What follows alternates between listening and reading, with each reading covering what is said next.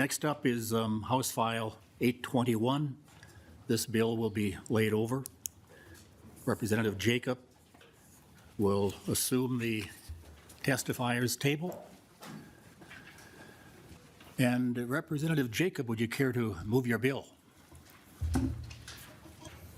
I do. I move House File 821 before the committee today. Very good. To your bill, Representative Jacobs.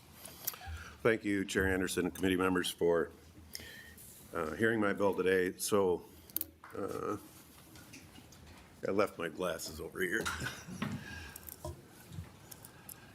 That's one I haven't heard before for a while. Anybody have some cheaters? We'll attempt to read it without glasses. Go ahead, Representative. Okay. This bill, Bill 821, is a bill to continue appropriations that will help supply safe drinking water to households in southeast Minnesota who depend on well water. The bill would continue and enhance the appropriation of $2.8 million that was included in the 2024 supplemental agriculture budget. House File 821 would appropriate $3.866 million per year to provide water treatment systems and well repairs to low-income and vulnerable households whose water is above the safe levels for nitrate. There are a broad range of responses to the issues of nitrates in the groundwater in southeast Minnesota. This bill specifically funds the public health response. This bill targets water treatment and well repair funds to lower income households and households with people particularly vulnerable to nitrate pollution. The current program is working, but is funded with one-time money. This problem requires a sustained response, which is why House File 821 is needed. So with me today, Jay Eidsness from MCEA to speak more about the proposal. Mr. Eidsness, identify yourself and proceed. Thank you, Chair Anderson, and good afternoon, members of the committee. My name is Jay Eidsness, and I'm a senior staff attorney at the Minnesota Center for Environmental Advocacy.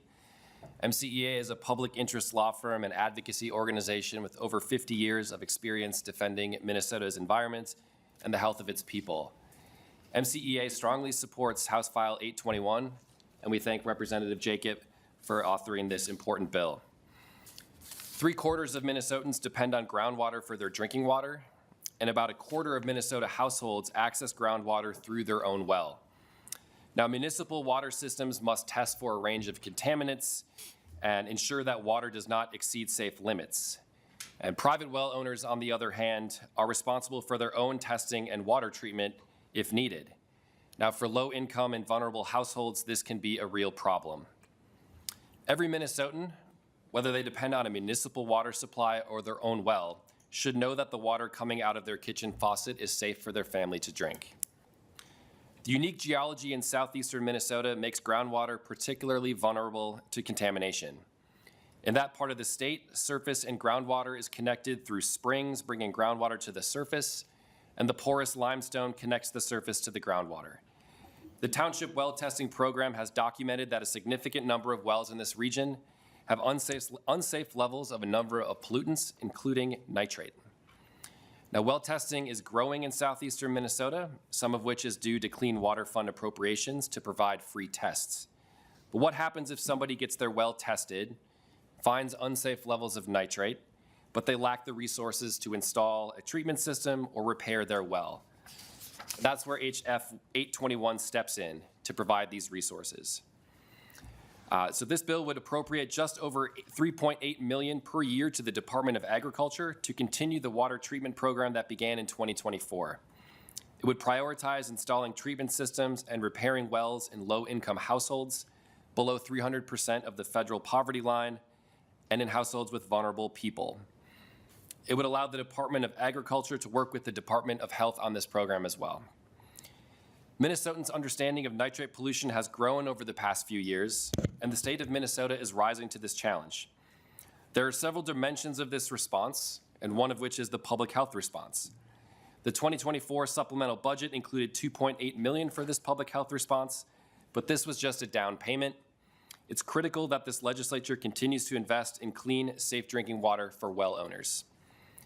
We should all agree that accessing safe drinking water is essential. House File 821 is an opportunity to work together to ensure that Minnesota households aren't left behind.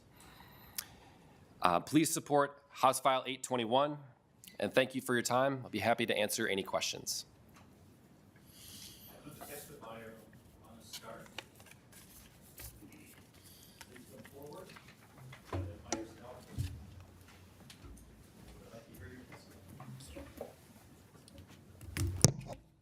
Oh, I just lost it. Mr. Chair and members of the committee, I'm Ivana Stark, State Director of Clean Water Action Minnesota. Our goal is to ensure that all water is drinkable, swimmable, and fishable for generations to come. I'm here on behalf of our tens of thousands of members to support House File 821. This committee is well versed in nitrate contamination in Minnesota and the risk this contamination possesses, such as seizures, difficulty breathing, and even cancer. Private wells in particular are at risk, and this funding will help ensure Minnesota families have access to safe and clean drinking water.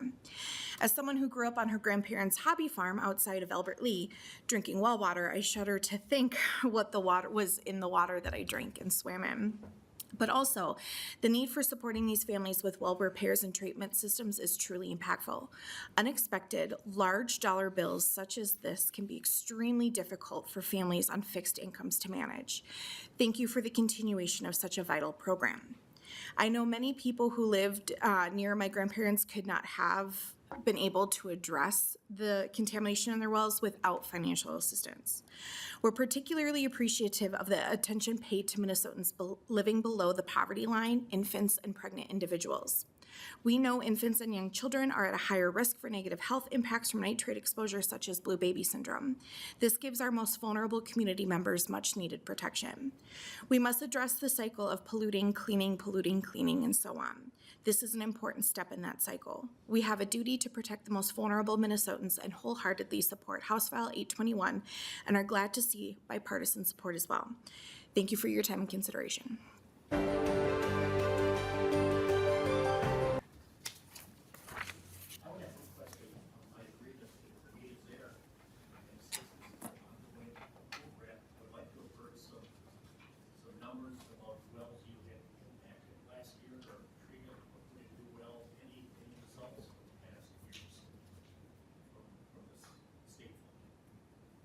Jay. Thank you, Chair Anderson. I wish I had those answers at the top of my head. I don't, unfortunately. I would defer if there's representatives from the Department of Agriculture who might be able to shed some insight into that. I'd be happy to defer that question to them.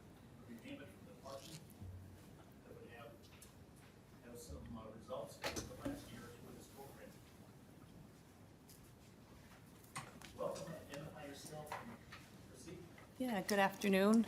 My name is Margaret Wagner, and I manage the fertilizer non-point section at the Minnesota Department of Agriculture. The department received an appropriation of $2.8 million that became available on July 1st of this past year. And during that time, or since that time, we've invested those dollars and set up a program for well mitigation along with partners in Southeast Minnesota. So specifically to answer your question about numbers, we did establish a joint powers agreement with Olmsted County. We're working through Olmsted County, who's partnering with the other counties in the region to deliver this program. So the first step in that was a joint powers agreement, passing money through to work with contractors and install the reverse osmosis system. So to date, 150 reverse osmosis systems have been installed, and that number continues to grow every day as we have all the contracts and systems in place to deliver that service. Very good, thank you. Well, what about the number of wells dug, new wells dug? Yeah, so the question of how many new wells dug. At this time, the program is specific for reverse osmosis systems. That's why we have a contract in place for. The second part of that appropriation language directed the Department of Agriculture to work with the Minnesota Department of Health to stand up a private well mitigation program. Within that program, we'll see opportunities for well repairs and replacements. And we're in the process of writing that interagency agreement with the Department of Health and passing those initial dollars through right now. Okay, thank you very much. Representative Hansen. Thank you, Mr. Chair. And, you know, from a public health concern, I understand the triage of trying to make sure that We're protecting public health, or whether it's methemoglobinemia or the synergy between nitrates and various pesticides in terms of health impacts on people. But this is the day then when the environmental groups appear to have given up on prevention and decided that we are just going to open up the taxpayers to pay for the cleanup costs. We used to say prevention is better than cleanup, but apparently we're not, unless there's massive public money going in. So if we're spending millions and we're hitting 150 wells, and that's just reverse osmosis, versus 10 or 20 or 30 or 40 or 50K for replacing a well. And, 2 years ago, there was complaints or almost mocking when it was that it's the well owner's fault for having an old well. That's why they have nitrate contamination. Absolving of responsibility of the people who put on the fertilizer or even poor septic systems. So here we go. This was, if we have to do this, then it's pretty hard to make people responsible for cleaning up their own mess when somebody else will pay for it. That's where we're at. Representative Smith. Thank you, Chair. Excuse me. I had a more technical question. Thank you, Rep. Jacob, for bringing this. Obviously, this is from our area of the state and is very important for our region, so thank you for bringing this. My question specifically to the representative from the department is specifically around the language about prioritizing households at or below 300% of the federal poverty guideline. I'm glad that's there, but I'm curious in practice how that works out. Do landowners report their federal income? What happens if you get a whole lot of applications of people who are above that and only a handful who are below? I'm just curious how the department deals with that language specifically. Go ahead. Specific to that language, that's been incorporated into the program that's been stood up at the local level. So that is part of the criteria that's evaluated when people apply for a treatment system. Based on the number of responses, we haven't had to prioritize. At this point, the people that have applied have been, the funding has been available to immediately implement those systems. So it is built in, and as we work with our local partners, they have experience, qualifying people's participation in these types of programs. So essentially qualifying or reviewing the financial information that someone would use to qualify for programs that indicate that they are at that level of below that poverty line. So we worked, this is a big discussion that we have as we negotiated the contract with our local partners, and it's in place, but we haven't had to use it because the demand is not greater than the amount of dollars that are available. Representative Smith. That's helpful. Yeah. Okay. Other questions from members? I guess I would follow up then on my question on wells dug. So from the $2.8 million you received last July, is there money left in the account, I would assume, from doing 150 osmosis systems? Ms. Wagner? Yeah, thanks for that question. Yes, there's money available in the account. So we're working on that right now. There was $1 million that was put into a joint powers agreement, and then we're talking about putting money through an interagency agreement, and there's additional funding available. Okay, thank you. Any further questions from members? Seeing none. Again, this bill is going to be laid over. Representative Jacobs, any final comments? Good Yes, job thank reading, you. by the way. Thank you, Chair Anderson.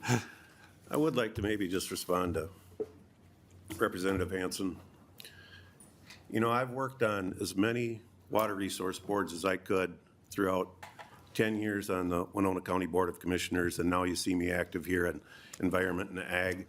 And I worked very diligently to try to bring both sides of the issue to the table.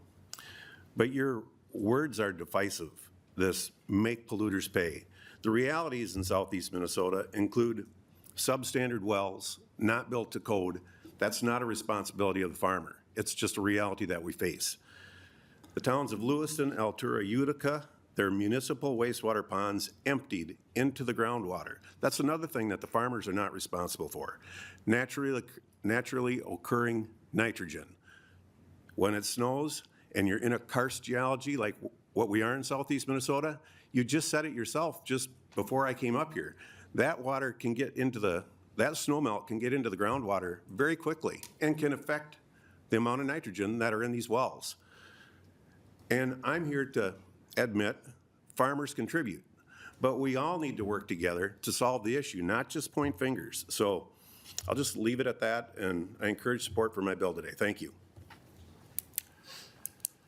No further comments. With that, I'll review the motion that Representative Jacobs' Bill 821 is laid over.